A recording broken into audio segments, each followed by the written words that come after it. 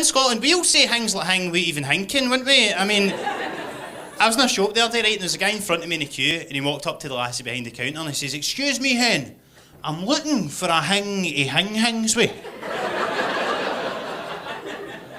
It's a coat hanger, that's what he's looking for. For the Englishman in. There are some things though, right, that we see in Scotland that I think are actually quite useful, and I think should actually be like added to the official English language, right? Like, for example, we pluralise in Scotland, we pluralise the word you, put an S on the word you say use. But English people, yous don't use, do yous?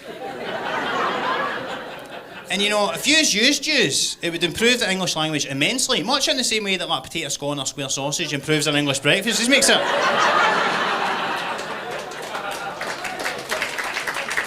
But that is the most Scottish thing you'll ever hear, the round of applause for the mention of a fry-up. Yes, heart disease, come on.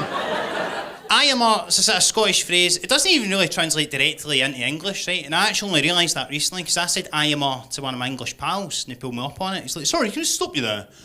What are you actually saying? You're saying, I am Can you just break that down? What does that mean?" And I'd never even really thought about it before, so I was like, well, I suppose I'm saying I to mean yes, and am to mean I'm, and to mean or.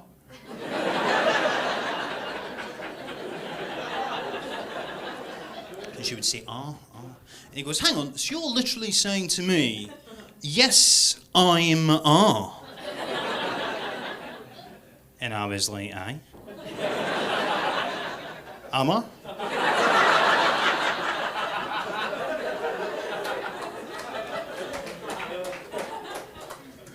Can be hard though. Can be hard having a Scottish accent, but I do try and be proud of having a Scottish accent and proud of being Scottish, proud of Scotland as a nation really, because like Scotland has produced some of the greatest inventors and writers, artists, philosophers in the world.